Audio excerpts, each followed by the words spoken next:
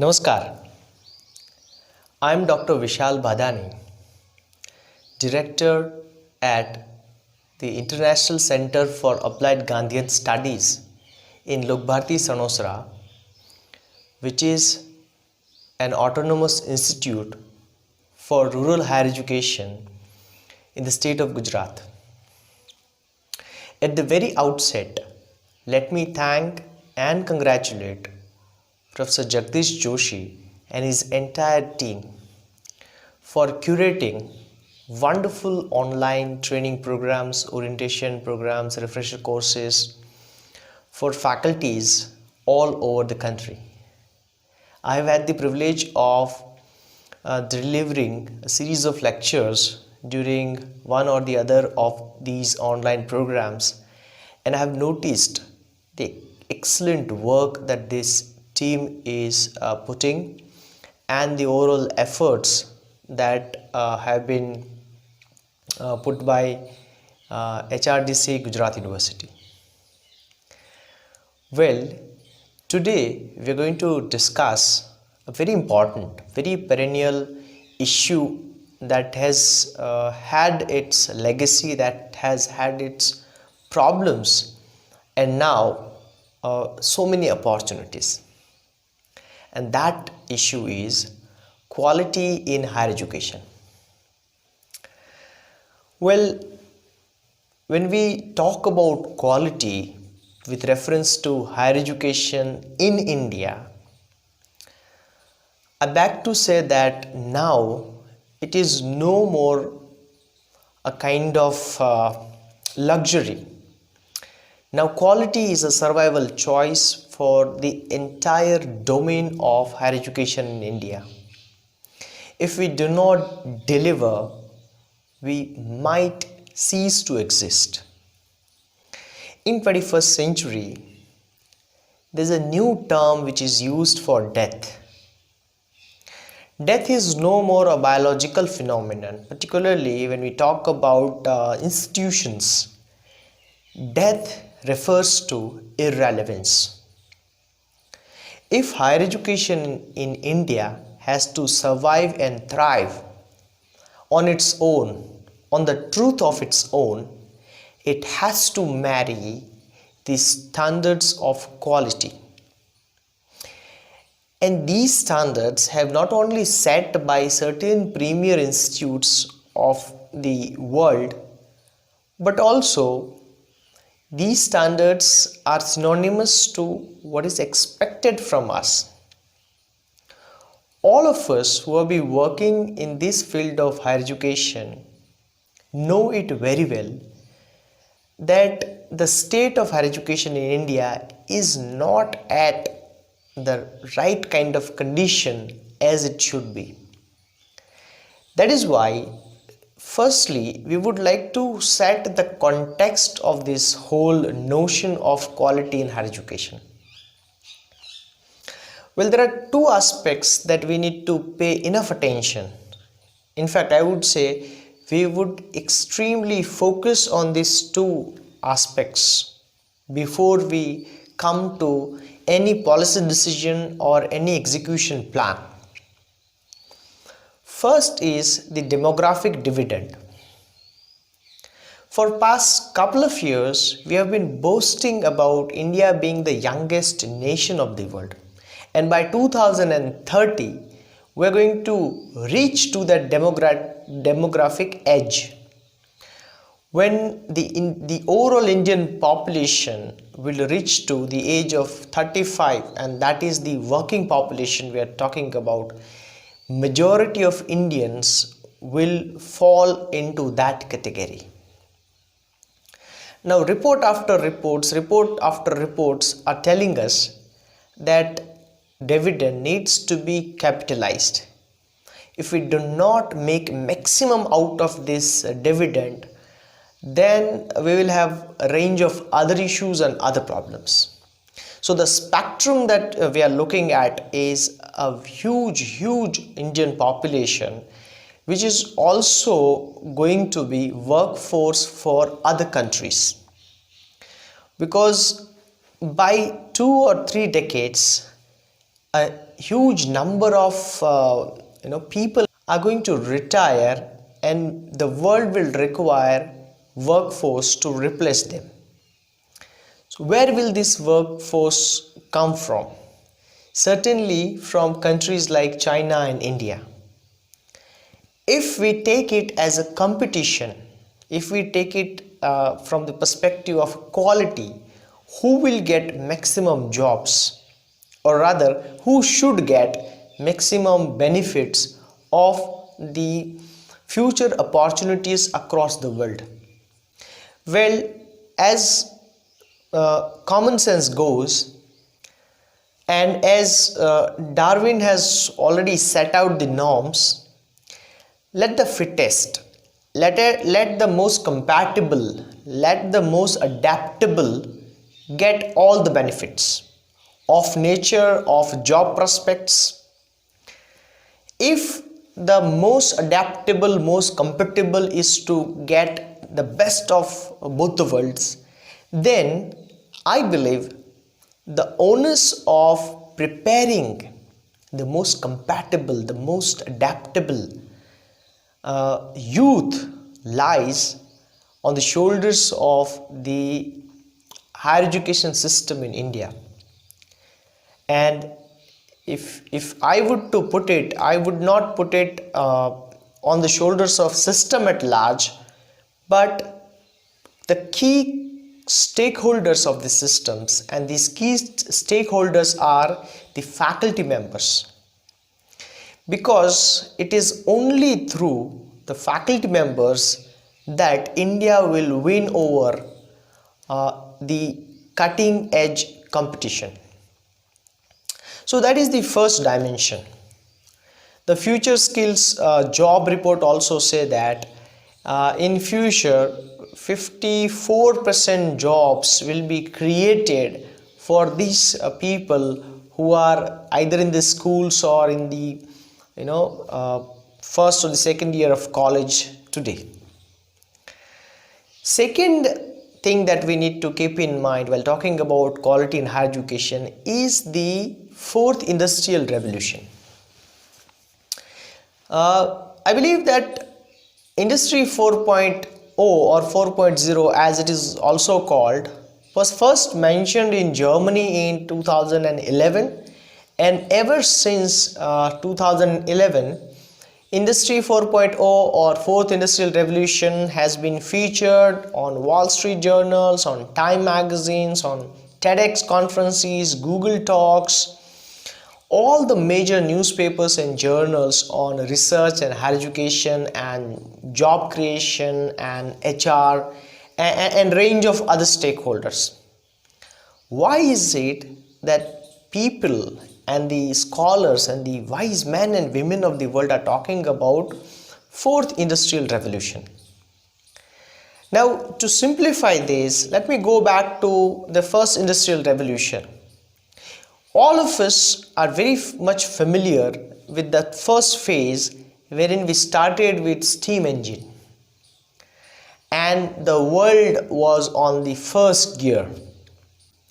Then came the second phase, that is called Industry 2.0, wherein we started mass production, wherein factories entered, wherein we saw smoke and those chimneys, puffing smoke of those produced goods. That's when we started reaping up the benefits of Industry 1.0. Very recently, around 1950s and 60s, we saw Industry 3.0, the third industrial revolution, wherein computers entered, wherein automation started paving way through the overall economy of the world. Now we are right at the doorstep of the fourth industrial revolution. What is fourth industrial revolution? Fourth industrial revolution stands for Internet of Things, artificial intelligence, robotics, biotechnology, cyborg technology, and everything is connected to everything in a very seamless and very automatic manner. Just to give you a context, what Industry 4.0 looks like, let me give you a simple example of home appliances. Imagine that you have locked your house and set out for your office or college, and on the way you suddenly realize that you forgot to switch off your AC. So then the smart appliances will take a call just on your fingertips, and you can manage all your appliances, including putting that AC off. Not only that, but the trees around us, the land around us, the fields around us, all the organisms, either animate or inanimate, will be communicating with one another in a very, very interesting manner, so that everything we do is decided by the data processes. Now, when we say everything is decided by the data processes, it means we will require people who can create, who can understand, analyze these massive data chunks. Which is why in the fourth industrial revolution, the threat is that so many jobs that exist today, so many jobs that we are really proud of, so many jobs that our students are dreaming about, are going to be completely extinct. There won't be any need for those jobs, because automation, AI will replace humans, because all such jobs require pattern recognitions. So anything that requires pattern recognition, artificial intelligence will perform those tasks not only faster but better in terms of accuracy and in terms of optimization of the resources used. For instance, today when we go to hospitals for let's say diagnosis, many of the diagnoses are erroneous, are in fact very faulty because of the human intervention, because humans, as we know, are bound to make errors. But in medical field, human errors are not pardonable, in the sense that one human error could lead to someone's life. When it comes to our personal life, we tend to be very cautious, and over a period we have started giving this ability of pattern recognition to machines and software. Even today, we prefer to get computerized diagnosis over human diagnosis. So this is going to increase. So it's an alarm for everybody working in higher education, irrespective of domains. It doesn't mean that people only in the medical field should worry. It doesn't mean people in the engineering field should worry. It means that everybody teaching in any discipline, including humanities, languages, literature, arts, fine arts, AI and automation is looming large over our head. And that is why it is very pertinent, it is very significant to talk about quality as a survival choice in higher education. Now it is no more limited to our IQAC committees. Now it is no more related to government GR. Now it is no more related to UGC regulations. Now it is no more related to one or the other API requirements or one or the other maybe index journal. Now the box is open. Box is open in that sense that any country, any society thriving or desire to thrive in the upcoming world needs to seriously engage with the fourth industrial revolution. So first is demographic dividend, wherein India is going to have an advantage that no other country will have.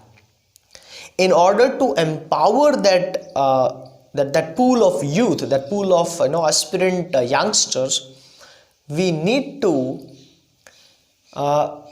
channelize, we need to organize our systems in a very unique manner, in a very different manner that nobody has ever thought about, or nobody has even dreamt about, that certain things are possible. So with these two aspects, let us try to understand what are the key challenges that we are facing when we talk about enhancing quality in higher education. To the best of my limited understanding, the first thing that is aching, that is ailing, and that is troubling all of us is a very simple thing. We are split into past and present in a very rudimentary sense, in a very naive sense, that somehow our expectations are rooted as per the cultural past. Let me explain this by a simple example.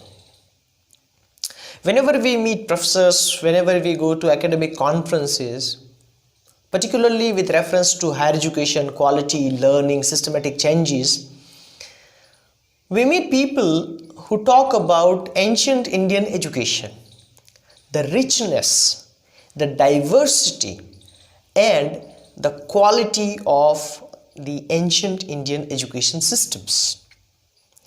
As in, people would say that India had the greatest universities of the world like Takshashila, Nalanda, Vallabhi, and there are 24 other premier institutes wherein people from all over the world, particularly Asians, used to come and study. And we were surprisingly, happily, were very multidisciplinary kind of universities.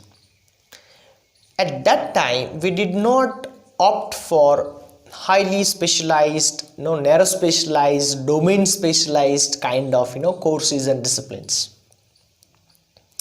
Instead, we were multidisciplinary. So that is one group of people who are always talking, always aspiring to attain that ideal once again. So they are called revisionist or revivalist. They want to revive those cultural practices. But the sad part of the story is we cannot do that. We cannot revive a past that has been gone. That's not scientifically possible. Even in terms of spirit, if we want to revive it, we will have to do a number of things which are beyond our hands. For example, we will require faculties who are experts in so many disciplines, or who are transdisciplinary in their attitude, in their approaches, in their methods. That's the first thing. So on one hand, we are locked into the cultural past of the higher education in India. On the other hand, the present global rankings of the universities are so high, so unique, so peculiar, that sometimes it seems impossible for us to even go closer to them, because those global rankings have been decided by the countries and societies which are monolithic in nature. I mean, they have one religion, one kind of people, one kind of systems that they have. Whereas in India, we are by default a diverse culture, diverse people with diverse languages, diverse traditions, and of course our diversified goals. So as you see, there is a hodgepodge here. Cultural ideals are different, global expectations are different, and practical realities are altogether different. How do we make sense of all of these with reference to quality of higher education in India? So let's look at some of the numbers first. That when we look at the big picture of higher education in India, what do we have in our plate? So I'm going to read out some of the numbers so that you will have an idea. I believe that all of you are familiar with this number, but just to reiterate, just to reinforce the kind of track we have chosen today to talk about. So first is the number of universities and colleges that we have. So today in India, this is as per the All India Survey of Higher Education Report 2019. Today there are 993 universities with 39,931 colleges and about 10,725 stand-alone colleges. Of these universities, 385 are privately managed universities. 394 universities are situated in rural areas. Now comes the best part. Only 2.5% colleges run PhD programs and 34.9 colleges run postgraduate level programs. What it means is all rest, that is majority of the colleges, run undergrad programs. When we were talking about the sad realities of the present day education, higher education in India, the sad part is there are 34.8% colleges in India which run only single program, out of which 83.1% are privately managed. Among these privately managed colleges, 38% colleges are only B.Ed colleges. 16.3 of the colleges are having enrollment of less than 100 students. See this data is telling lot to us, and this data they're showing us the gaps. They're showing us the unconnected or disconnected dots. Only 4% colleges have enrollment more than 3,000. Only 4%.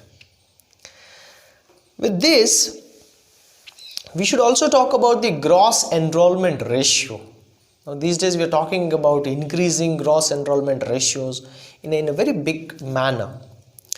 So, gross enrollment ratio in higher education in India is 26.3%, which is calculated for 18 to 23 years of age group. So between this age group, this number of students have been enrolled. We're not talking about the pass out students. And look at this, 1,69,170 students are enrolled in PhD, and that is in academic year 18-19. That is less than 0.5% of the total student enrollment. I think this is a key takeaway. If higher education is about research, I mean genuine quality research not for the sake of API, research not for the sake of any promotion, any publication, or any such advantage other than the pursuits of knowledge. If higher education has to marry quality, I think the first mega step is to understand the rigor and spirit of research as it is understood in the the OECD countries as it is understood in the countries that we want ourselves to be modeled after, and research standards that once we had in the 24 premier institutes in the ancient India. Somehow, our research pursuits, our curriculum design, and market needs, these three corners of the pyramid are disconnected. The skill gap analysis tell us that so many students, in fact, recent conference of deans of various universities, about 300 plus universities of the India, they reported that 47% of the Indian universities do not have fresh syllabi to be taught. Isn't it serious that the script our actors are enacting is not only old but rather irrelevant? Isn't it sad that our students, most of them, are unemployable because by the time they graduate or post-graduate, the world has moved so ahead of them that they will have to literally struggle to make pace with that world.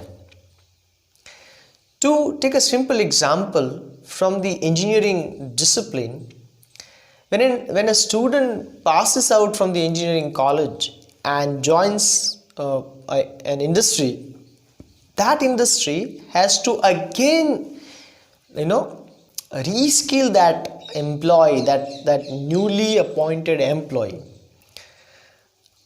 I understand that industry standards are always ahead of the university curriculum. But the question is, can we lessen this valley? Can we fill this gap to certain percentage? We are not aspiring for 100%, but can we make it at least, let's say, 50%, 30%, 20%, 15%? If we can lessen that valley, I believe we will increase a lot of employability. And today, overall society is eyeing on higher education. In fact, they are blaming us. They are telling us that you are producing useless people, useless students who do not have basic understanding of what they have studied under the pretext of their own specializations. And when entire society blames us, we should adhere to what they say in English, common wisdom is seldom lie. There has to be some truth in what they are saying, and if we recognize that truth, we need to roll our sleeves and start working on lessening the gap between the industry standards and what we are teaching in the universities. Recent education policy, we refer it as the new education policy of 2020, has a huge section on higher education. In a very confessional tone, the policy accepts that Indian higher education system is not working as per the standard expectations, and it also enlists the reasons. Reason number one that new education policy mentions is our overall focus is still on examination and marks rather than skills and developing lifelong learners. There is another interesting debate going on in the world today, and that debate is really intriguing in many ways that we are struggling. And that debate is university for preparing students to get good jobs, or is university for preparing students as lifelong learners? Now that's a debate. All of us can think on those lines because somewhere we have to agree on either of the points. Today, if there are people who are working on one aspect of this debate and other group is working for the other, so then let's consider this as a boat. So half of us are paddling for east, half of us are paddling for the west. We're working very hard, we are sweating like animals, but our boat is not reaching anywhere. Isn't it high time that we have a consolidated efforts, that we have very strategic planning, that we have a very calculated moves at every level? When we talk about quality in higher education, mostly we think in terms of major systematic changes, which is also one of the approaches of bringing about change. Let's talk about how do we revamp, reform as they call it, higher education in India from the perspective of quality.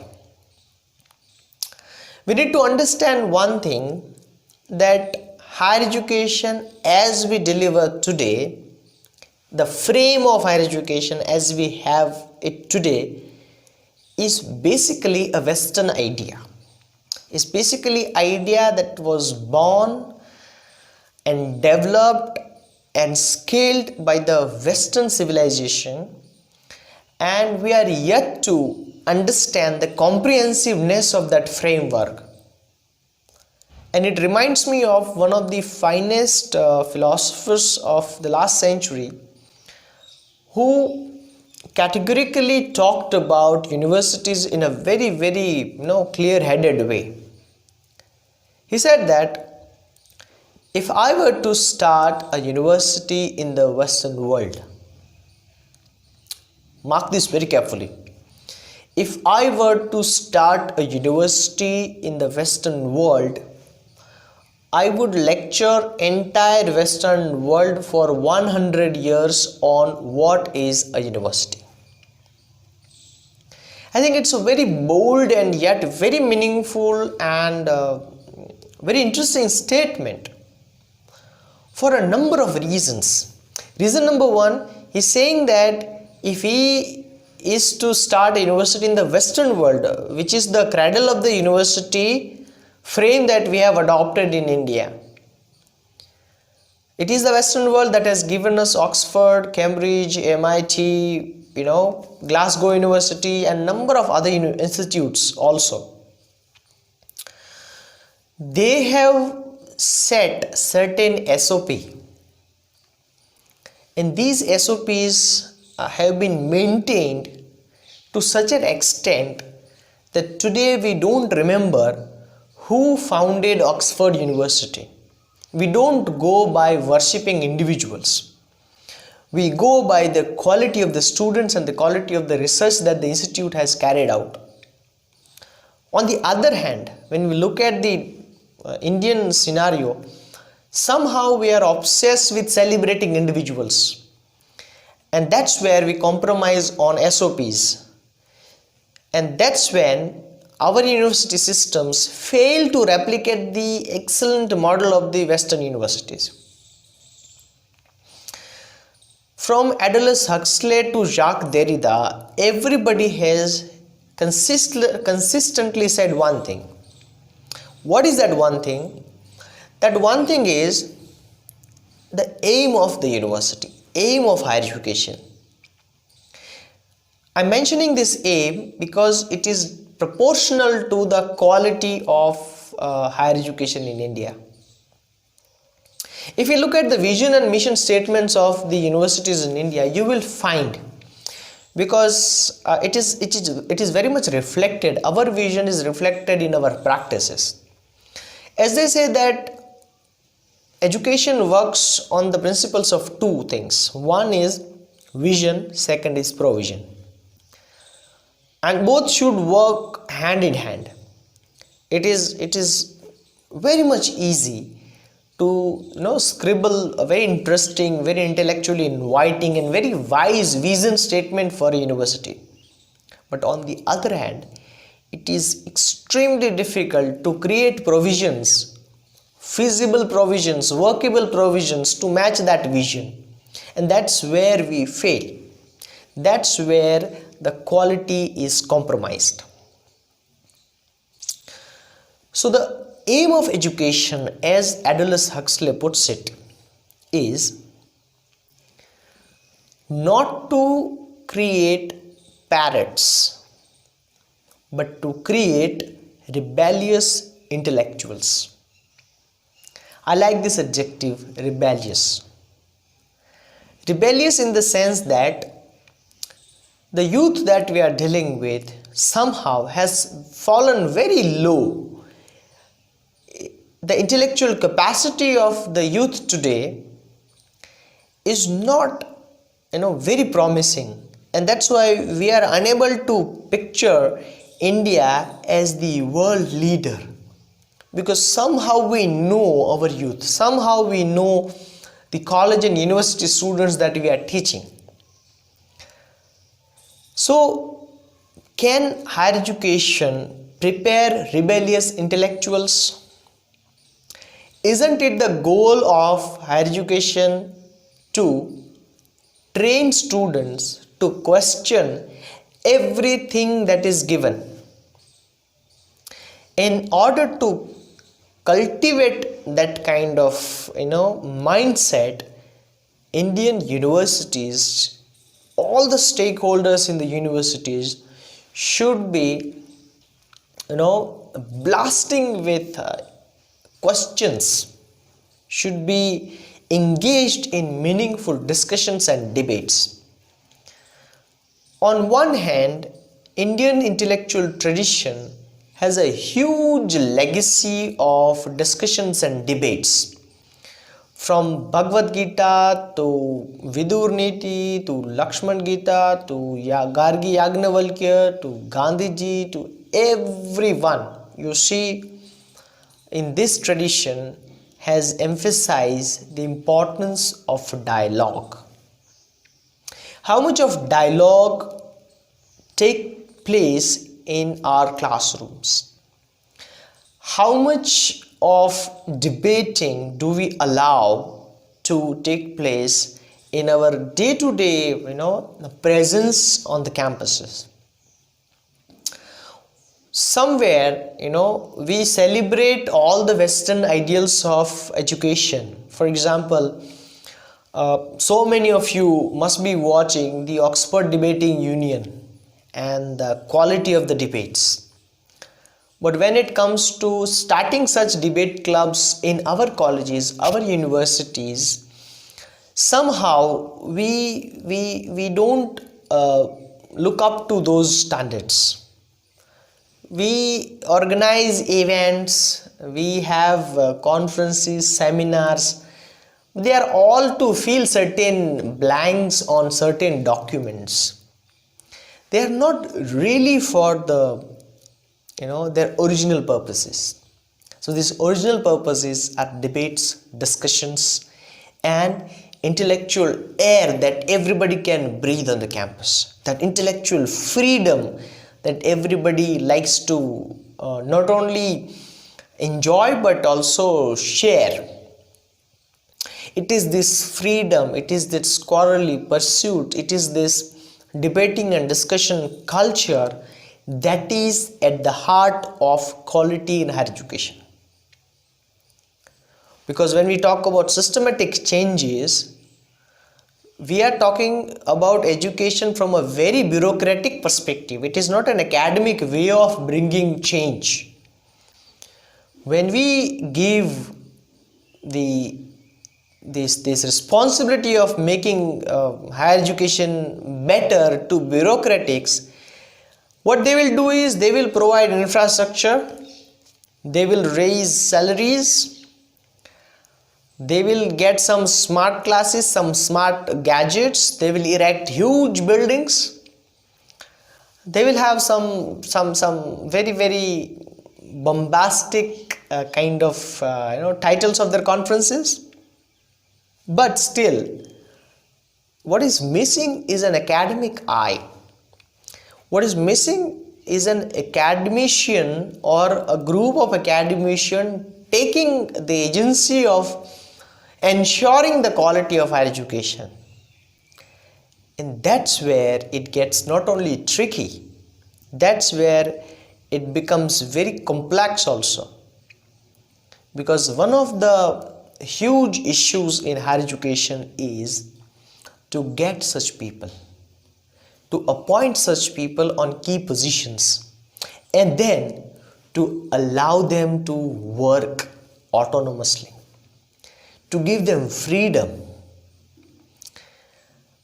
Of late we have realized that we have been successful in appointing right people at the right place, but somehow we are putting them in a golden cage, and then they are not allowed to work as per their ideas, as per the spirit of the democratic discussions. So in this larger context, now we will have to consider quality of higher education from a purely academic perspective. How will Indian higher education will look at quality from this perspective? So that is the second part of our discussion.